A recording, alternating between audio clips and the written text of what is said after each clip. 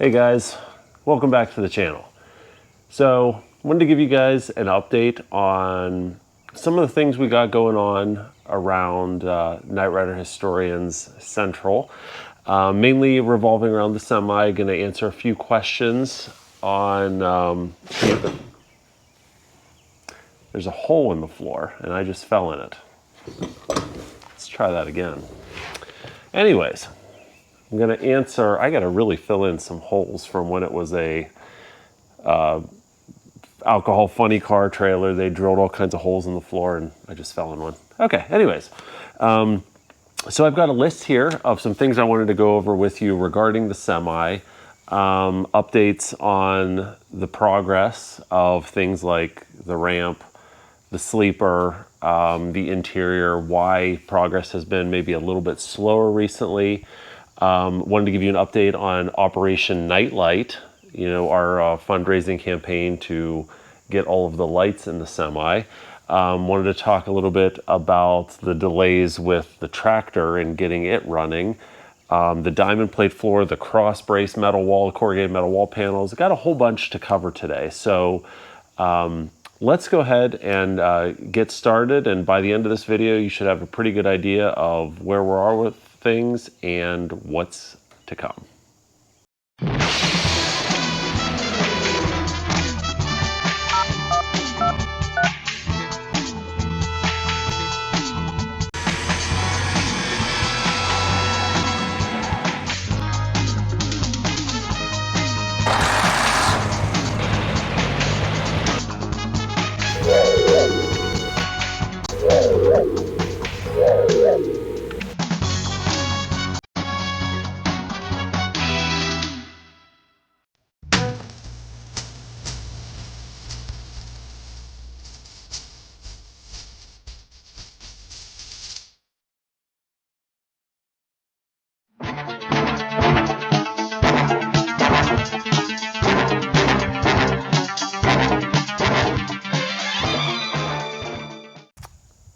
All right, so we're going to start with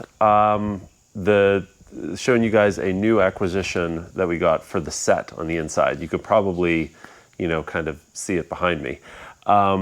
So I don't know, a year and a half ago, we did a video looking for, getting your help to identify and maybe find some of the interior set pieces. You guys sure delivered. Thanks to that video, we identified like everything in the set, which was awesome. And we were able to acquire a lot of pieces. Well, one of the pieces that we acquired, but hadn't made it here until fairly recently, were the swivel chairs, the set of 4 swivel chairs that sat in the office area. A lot of times in the episode, Devin and Michael would sit in these chairs, and that's how they would move the story forward, things like that. So, as you can see, and I'm, sitting in one, we found the chairs. Actually, we found 2 sets of chairs. Obviously, they need reupholstered, but these are the exact same style of chairs that were in the show. The reason we have 2 sets is because, we found one set that came up that was like 90% correct. The seat itself, the shape, everything was the correct shape, but the legs were a little bit different. But we thought, well, we want to grab these while we can, because who knows, we didn't know how rare or how common they were at the time. So we grabbed this set of 4 chairs. And wouldn't you know it, not too much longer after that, another set showed up that had the correct pedestal. The ones on the show had an adjustable pedestal. These ones do not. These are stationary. And I believe, I'd have to look, but there's 2 sets of casters. These ones have 1 set of casters, the other set have another set of casters. And so basically what we're gonna do, we're gonna mix and match, adjust things so we get 1 screen accurate set of chairs, and then we'll have another set of chairs for parties, bar mitzvahs, whatever, I don't know. So this was a huge win for us. But, you know, one of the things that we had talked about since we started this project is, well, obviously the trailer is a little narrower and a little shorter than the set that they used. But for the most part, we've been able to, you know, adjust our scaling just a little bit so it all looks right, but it's all just a little bit smaller. But obviously you can't adjust the scaling of these chairs, not without completely remaking them. And if you did, you probably wouldn't be able to sit in them because they'd have to be smaller.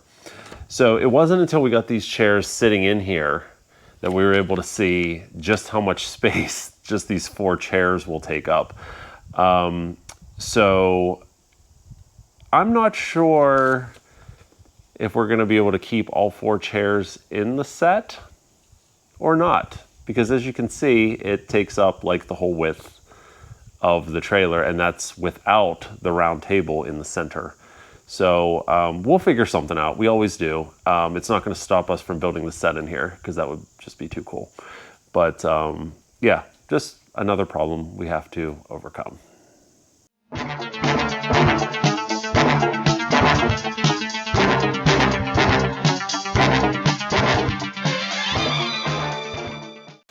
All right, Operation Nightlight. A couple months ago, we decided to do a fundraiser on this channel where for $50 you could adopt a light panel, because we needed, I forget how many we needed, 40, a lot. Yeah, I think it was 40 because there's 4 per section, 8, 9, 10. Yeah, I think it was 40 light panels that we needed. So we did this donation, this adopt a panel where for $50 you would get your name put on the light panel, and you know, you'd have it always there. Whenever it's installed, you'd be able to look in the corner, and there'd be a name there. So you guys really, really delivered. Thanks to your generosity, we reached our goal on Operation Nightlight, and we have secured all 40 light panels that we need for the ceiling. Unbelievable. You guys are absolutely amazing. All right, so none of Operation Nightlight would have been a success without a few key people and a certain business. So first of all, I wanted to thank Rich Koval. Rich was instrumental in working with this lighting supplier to make this deal happen. So thank you so much, Rich. And wanted to reach out to also LaCaze and McGovern, and specifically Marco Karate and Barry Haas-Tetler. Barry, Marco, and Rich plus LaCaze and McGovern all together. Without it, none of this would have been possible, and we wouldn't have reached our goal. So thank you guys so much for your support.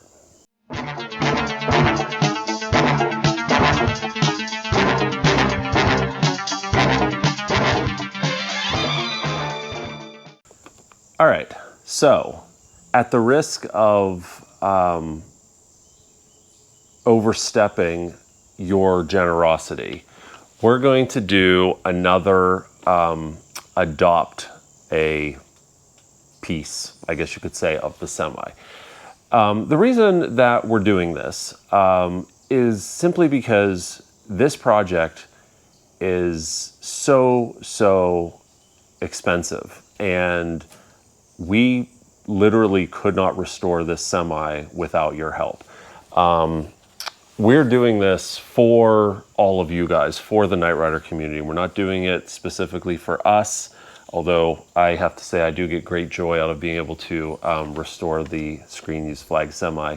But it's for you guys. It's a piece of all of our childhoods that we're trying to, you know, bring back. And once it's done, we'll be able to take it out, show people, bring them that joy of them being able to walk into the actual trailer, see a recreation of the set that they saw as a kid watching this show. But without your generosity, none of this could happen. And you guys have been so generous over the a couple years that we've been working on this project. It's wonderful but we still have a long way to go. We still have some major expenses. The ramp is a major expense. The sleeper is a major expense.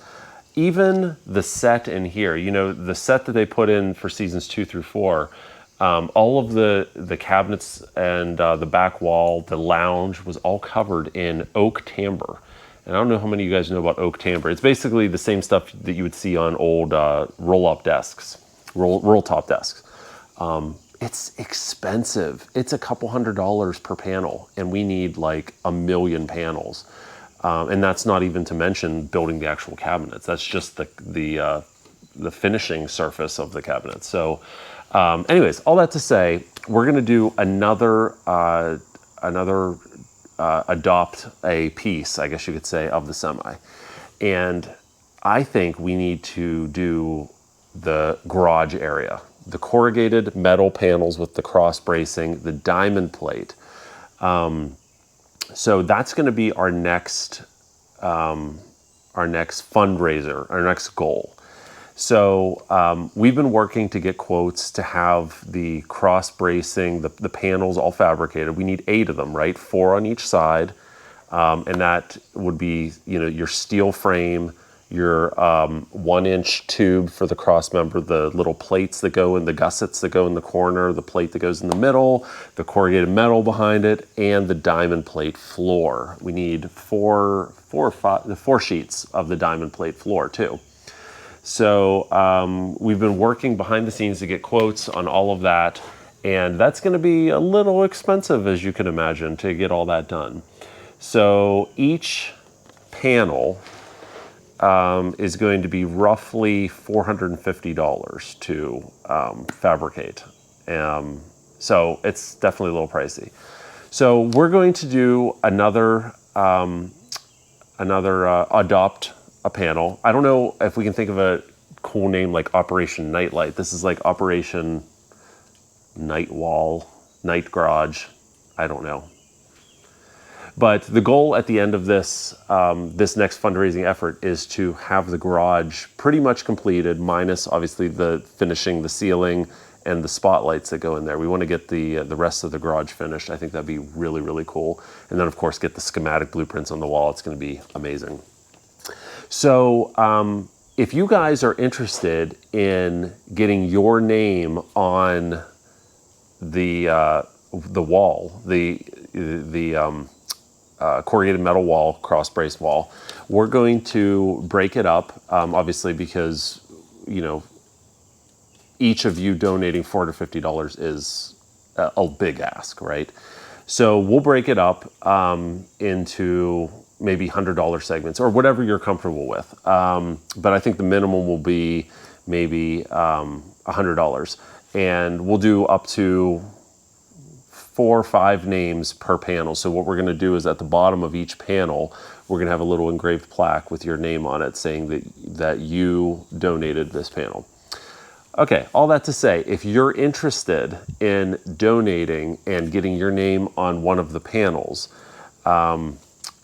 reach out to us at knightriderhistorians@gmail.com or donate to our semi GoFundMe account. Any donations from of $100 or more from this video forward until we reach our goal will go to the cross brace wall, and your name will be added to a little plaque at the bottom. So when people walk through here, they'll be able to look down, see that plaque, see your name, and see that you helped to donate to the semi restoration project. So again, either email us at knightriderhistorians@gmail.com or shoot us at least a minimum $100 to our GoFundMe page. There's a link down in the description below, and we will make sure you get your name on here. Let's see if we can do this again. Let's see if we can raise the money for finishing the garage area of the trailer. That's going to be so, so cool. So regarding the diamond plate, I wanted to show you something. And I think I mentioned this a long time ago in a video, but now that we're actually getting close to the diamond plate, we know that the diamond plate ran this way, right? So it's 4 foot by 8 foot sheets. And it went to the very end right here. So if we look, when I measure out 4 feet right here, see the line right here? That's the original line for where the first piece was. And then we come up here to 8 feet. Now 8 feet's a little bit harder to see, but there is a faint, very faint line right here. The floor's a little dirty too. Then we go up to 12 feet right here. That line is very easy to see. And then we go up to 16 feet, which is right here.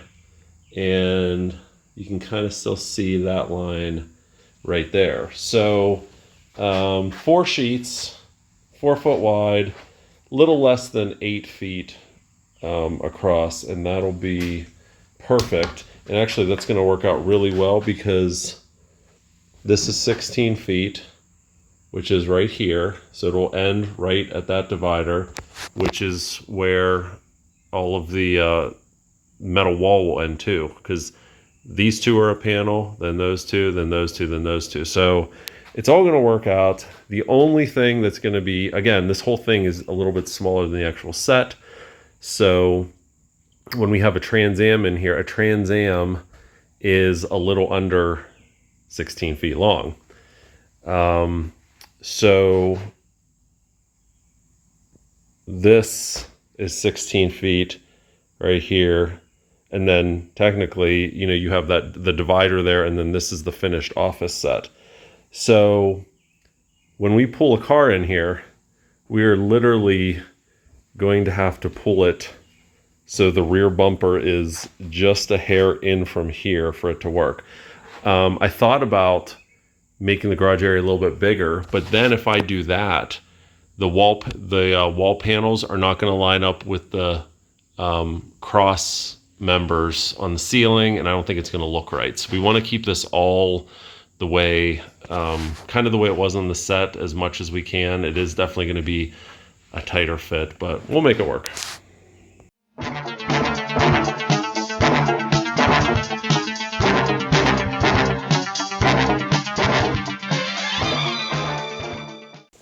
All right, so the fuel pump on the tractor. As you may have seen, back when we did our last workday a couple months ago, we determined that the fuel pump on the GMC General, the semi-tractor, needs rebuilt. And there are some companies around that can do it. It's, again, hugely expensive. It's a minimum of $1,000 to get it rebuilt. And some of you may be like, well, it's just $1,000, just do it. But it's $1,000 here, and then $500 here, and $2,500 here, and you know, it all adds up. So we have to be very careful with our money and how we allocate it to the project. But we definitely want to get the fuel pump done and the semi running again, because we really want to hook it up to the trailer, right? And having the trailer mobile gives us a little bit more options in terms of, you know, if there's an opportunity to get it painted, we can take it somewhere, things like that. So I wanted to reach out to you guys to see if you had any suggestions or if you maybe had some connections in the diesel industry for getting this fuel pump rebuilt. It's a Cummins. The number on it is 217795. Cummins fuel pump needs rebuilt, pressure tested, all that fun stuff. So if you have experience rebuilding these pumps, or if you are friends with a company that does this type of stuff, please reach out to us. We would love to maybe partner with you or partner with one of these companies to see if we can get this fuel pump rebuilt sooner rather than later, so the semi can be mobile again. Because once that fuel pump's rebuilt, mechanically the truck will be all done, and then once we get the sleeper on, I mean, we'll be able to get it painted. So really the fuel pump's kind of our big hang up. So shoot us an email, knightriderhistorians@gmail.com, if you can possibly help us with this fuel pump.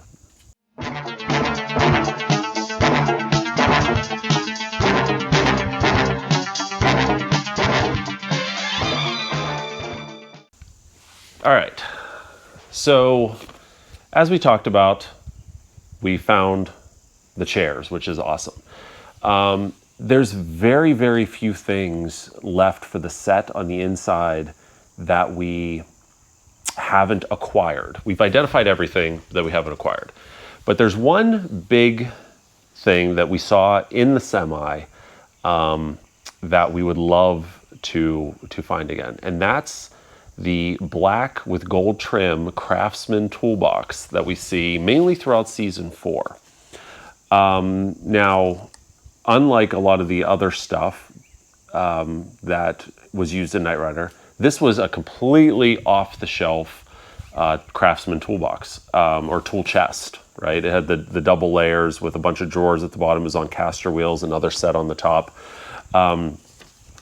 Interestingly enough, finding this tool chest hasn't really been on my radar until a couple days ago.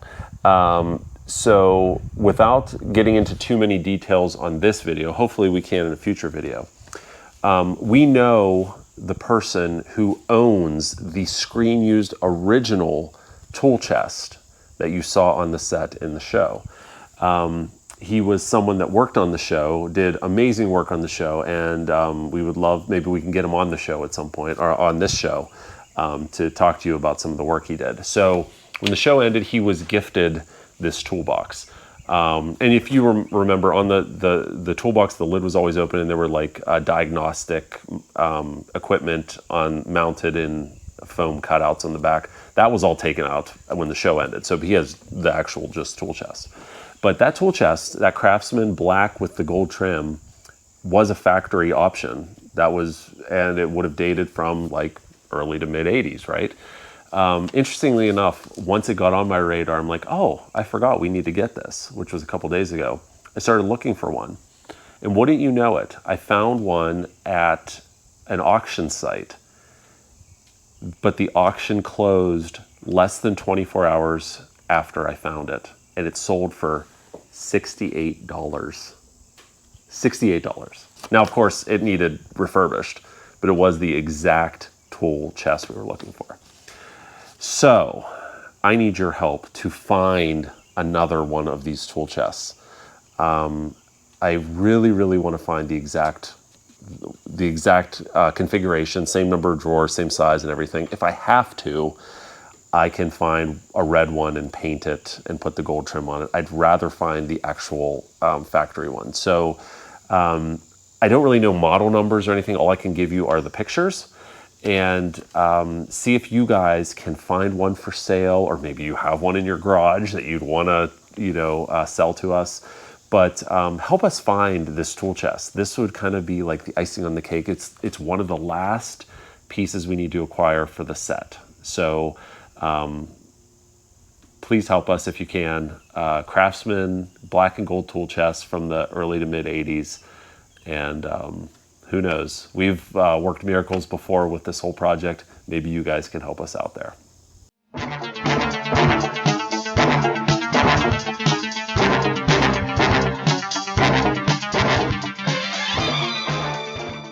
So a quick update on the ramp, or the lack of ramp. We are still finalizing the CAD file, the design of the ramp. We're super, super close on the design. And then as soon as that's done, we're going to work towards getting that fabricated. So the ramp is coming, again, taking a little bit longer than normal, but it'll be worth it because it'll be perfect. Same with the sleeper. The sleeper, I showed you pictures in one of our last semi videos. I don't have any new updates. It is still being worked on. We're really hoping it'll be done here in the next couple months, and then we can get it shipped over here. It's halfway across the country being built. Hopefully we can get it shipped over here and get it installed, which is going to be amazing. It's going to transform the whole look of that tractor. So those are the two big projects that are kind of next up on our list. Hopefully we'll get those done soon. All right, guys, so those are our updates. So there's some exciting things coming down the pike. Thank you guys so much for your continued support with this entire project. We literally could not do this without you. keep checking back. If you're not already subscribed, hit that subscribe button so you can get alerts whenever we have new videos, and look forward to seeing you again soon. Thanks for watching. We'll catch you next time.